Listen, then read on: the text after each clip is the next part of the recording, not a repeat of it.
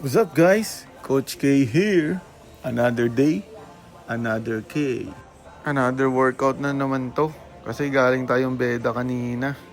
Kahit pagod nga tayo, hindi pa rin tayo mag-i-skip ng workout natin. No excuses kumbaga. Ang workout nga natin for today ay back at agility. Pagkatapos nga nun may konting dribble. Ang una ko nga palang ginawa ay weighted pull-ups. 10 kg lang yan. 6 reps tapos 3 sets. Yung second workout ko nga ay lat pull down. 8 repetition lang yung ginawa ko dyan. Tapos 3 sets. Medyo mabigat nga yan. Yung back workout nga pala natin ngayon ay 5 lang. Tapos didiretso na tayo sa footworks natin. Yung pangatlong workout natin ay seated cable row. Para nga pala yan sa pagpapalapad ng likod natin. Lahat nga pala yan ay controlled movement lang. Dahan-dahan lang yung pabalik. Yung pang fourth workout natin ay machine T-bar row. 8 reps lang din yung ginawa ko dyan. Tapos 3 sets. 35 kg nga yung weight nyan.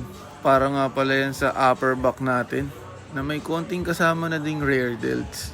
Ang last back workout natin ay pace pull. Para nga pala yan sa rear delts natin.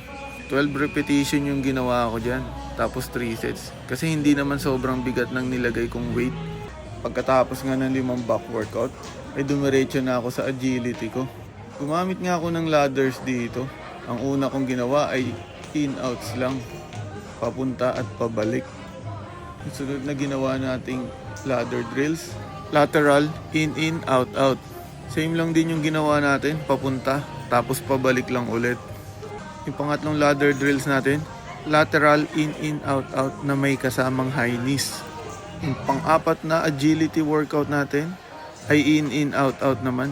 Dito nga masusubok kung gaano kabilis yung paa mo. Halos tagdadalawang set lang din yung ginawa ko.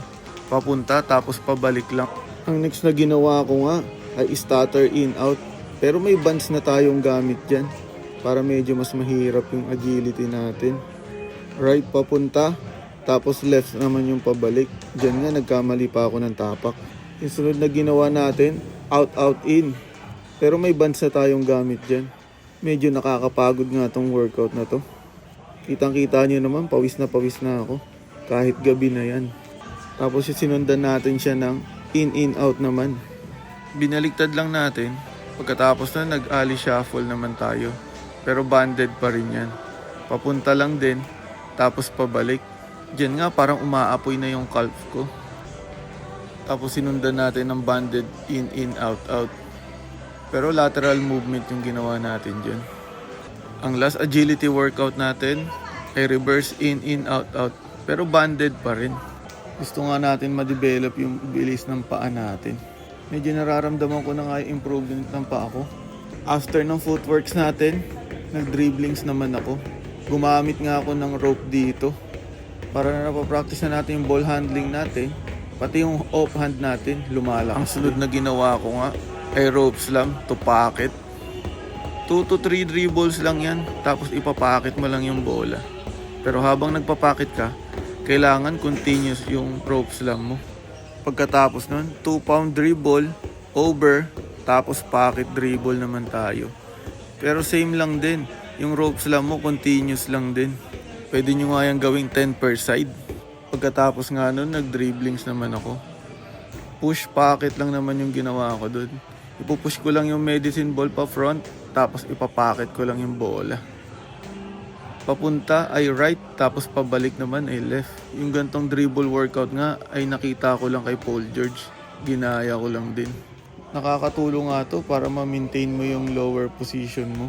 Yung pangalawang dribble workout natin, pocket between naman. Same lang din, ipupush lang natin yung offhand natin sa medicine ball, tapos ipapakit yung bola, tapos saka magbi-between. Napansin nyo ba yung position ko dyan? Halos sobrang baba. Tapos yung offhand natin laging nakaprotect. Iniiwasan nga natin para hindi tayo masundutan ng bola. Ang last dribble workout natin ay pocket behind naman. Ayan nga yung minamaster kong mga moves. Kasi dyan ako nagbe-base eh. Pag na-perfect natin yung pocket dribble, wala na tayong problema sa pagbababa ng bola. Madadalian na lang tayo. Kaya kung gusto mo ng mga gantong video about basketball, Follow for more. Peace out.